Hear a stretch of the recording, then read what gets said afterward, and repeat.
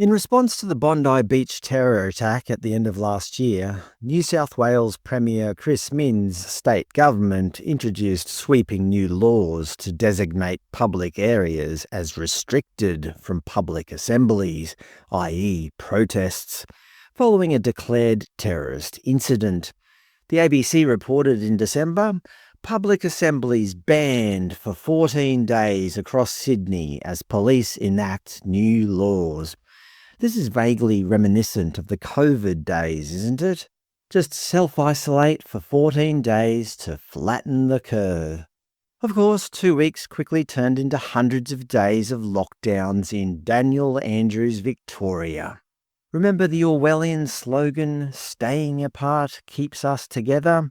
The Guardian noted in 2021 how Melbourne's short, sharp COVID lockdowns became the longest in the world. As they say, the problem with Australians is not that so many of us are descended from convicts, but that so many of us are descended from prison officers. Basically, give the government extraordinary powers and they'll surely abuse them. Anyway, as expected, just 2 weeks of no protest activity quickly turned into more. The Law Society Journal revealed in early January, New South Wales Police Commissioner extends protest restrictions for 14 days to prevent further division.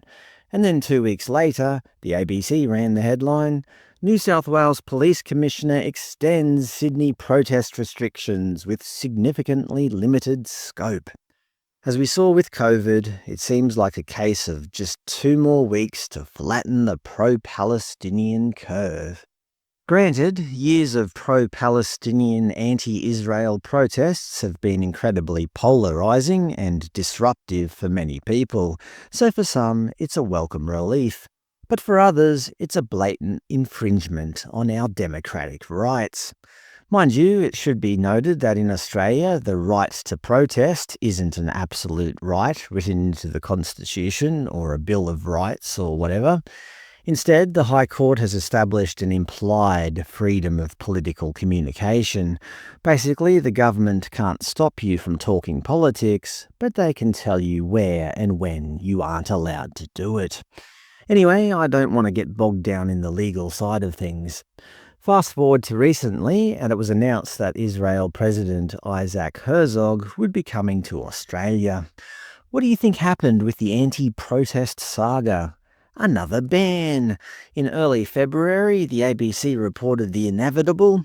New South Wales protest restrictions extended ahead of Israel president's visit. Of course they were. But despite the ban, what did the pro-Palestinian protesters do? They broke the law and protested anyway. Duh. Just yesterday, thousands turned up at Sydney Town Hall, and when they tried to march, we saw the predictable result. Pepper spray, chaos, and dozens of arrests. The ABC confirmed the chaos. Clashes between police and protesters turned violent during Herzog's visit to Australia. So much for social cohesion. Clearly, for these determined activists, the law is just something to be ignored. But despite the determination of the protesters, the police held the line. Police methodically shoved protesters out of the way. They systematically threw the more troublesome protesters to the pavement and arrested them. Those who didn't listen got sprayed in the face with pepper spray. More arrests on the train tracks. Some Muslim men tried to pray, but it was no use. They quickly learnt that public prayer was not on the approved list of activities as police pulled them up and shoved them aside. Police indiscriminately punched protesters of all ages who disobeyed their orders. They weren't sexist either. They punched anybody of any gender. Equal rights and all. And equal lefts. According to SBS News, where the protest organisers labelled this state violence, New South Wales Greens MP Abigail Boyd was allegedly punched in the head and neck. And to make it clear who was in charge, and to end the day on a high note, the riot squad charged the remaining protesters who refused to leave. The police truly did not discriminate that day.